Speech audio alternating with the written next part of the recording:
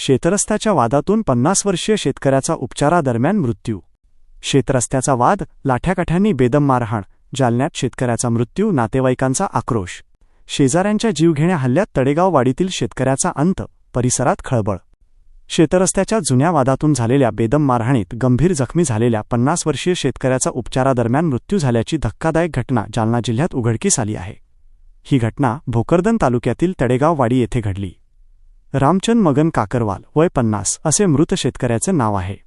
या घटनेनंतर परिसरात एकच खळबळ उडाली असून आरोपींना तातडीने अटक करण्याच्या मागणीसाठी नातेवाईकांनी जिल्हा रुग्णालय परिसरात मृतदेह ताब्यात न घेता ठिय्या आंदोलन सुरू केले आहे।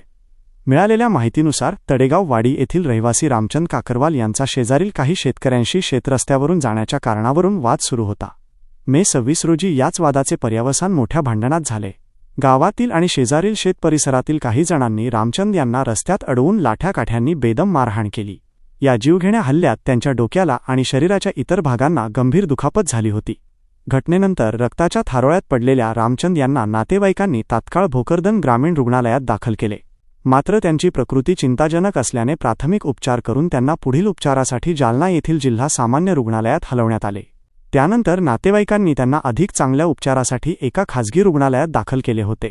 गेल्या 10 ते 12 दिवसांपासून त्यांची मृत्यूशी झुंज सुरू होती, मात्र सोमवारी सकाळी उपचारादरम्यान त्यांची प्राणज्योत मालवली। रामचंद काकरवाल यांच्या निधनाची बातमी समजताच जिल्हा रुग्णालय परिसरात त्यांच्या नातेवाईकांनी आणि कुटुंबियांनी एकच आक्रोश केला। घटनेला अनेक दिवस उलटूनही मुख्य आरोपींना अद्याप अटक का करण्यात आली नाही, असा संतप्त सवाल नातेवाईकांनी उपस्थित केला आहे।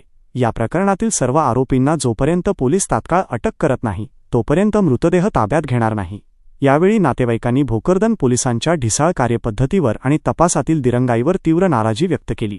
राहुल काकरवाल, छगन काकरवाल त्याचा मुलगा आहे, त्याच्यानंतर परवीन काकरवाल छगनचा मुलगा, त्याच्यानंतर इठ्ठल शिंगल रामलाल नळीवाडी याच्या फाशीचा हुक्कम पाहिजे आम्हाला, शिक्षा। त्याच्यानंतर किसन सिंग शिंगल रामलाल हे, त्याच्यानंतर रामलाल शिंगल यायना एवढ्याना मिळून मारला। त्याची बायको प्यारी हजार पाहिजे छगन मारायची माय। पोलीस स्टेशनला तक्रार दिली होती का? घेतली नाही, त्यानं पैसे खाल्ले, त्यानं पोलीस स्टेशनला पैसे खाल्ले। कोणतं पोलीस स्टेशन? आम्हाला याला फाशीची शिक्षा पाहिजे आणि त्या दोघी बाया बी जमा करायला पाहिजे। आम्ही आरोपी पोलीस स्टेशन कुठला पोलीस स्टेशन? आम्हाला हे करणं नाही, आम्हाला आरोपी हजर वाजता हे नेणं नाही, तिथंच ठेवणं। आम्हाला भोकरदनला म्हणा, आम्ही कलेक्टर ऑफिसला म्हणा, कुठं मी टाकणार, आम्ही नेत नाही। आरोपी 14 दिवस झाले त्यानं आरोपी हजर केले नाही, त्यानं पैसे खाल्ले। कशामुळेच खाल्ले?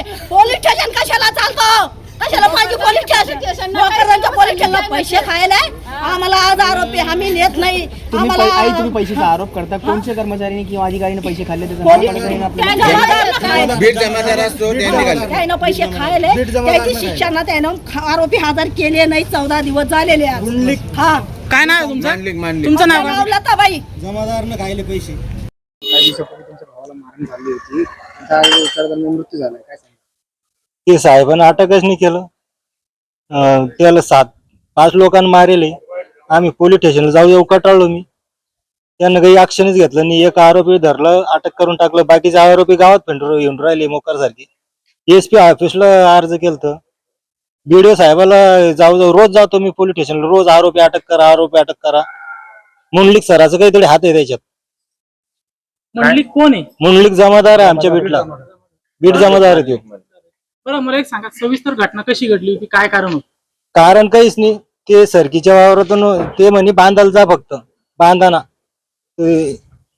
ते म्हणे बांधायला जात, त्याच्यावर धावले ते म्हणे तू दाखवतच मी उद्याकडे। तर दुसऱ्या रोज त्यांना हे काम केलं सकाळी 5:30 वाजता। काय नेमकी घटना कशी झाली? घटना त्यांना मारलंच नाही त्याला धरून, मग आम्हाला फोन केलं, त्यांना मर्डर केलं त्यांना। आम्हाला त्याच्या पोराला त्यानं फोन लावले 5:30ला, ते पोरं आम्हाला सांगितलं, मग आम्ही गेलो पळत, मग पळाले ते पोराला फोन लावले त्यानं। मग पोरग रडत आमच्या जवळ आलो, आम्ही गेलो तिथं, मग ते लोक पळाले। आम्ही पाहिलं त्याला स्वतः डोळ्यानं, आम्ही गेल्यावर पळाले ते तर ते जागेवरच मारून टाकत होते. कोण कोण होतं माहिती आहे का तुम्हाला? हा, number 1 Rahul Chhagan Kakarwal, number 2 Parveen Chhagan Kakarwal, number 3 Vitthal Ramlal Shingal Nalniwadi, number 4 Kisan Ramlal Shingal Nalniwadi, number 5 Himmat Ramlal शिंगल नळणीवाडी.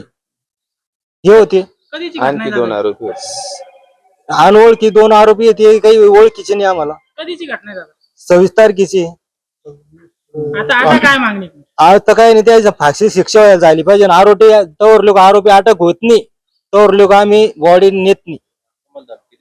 आम्हाला धमकी मार राहिले ते, तुला मारून. तुम्हाला धमकी? हेच आरोपी मार राहिले ना. तुम काय करते म्हणे पोलीसवाले, आम्ही पैसे भरले पोलीस स्टेशनला, काहीच करत नाही म्हणे. ती मारून बी टाक त्याला, तर ते तर मेलच म्हणे. आता एक रोज तुला मारण.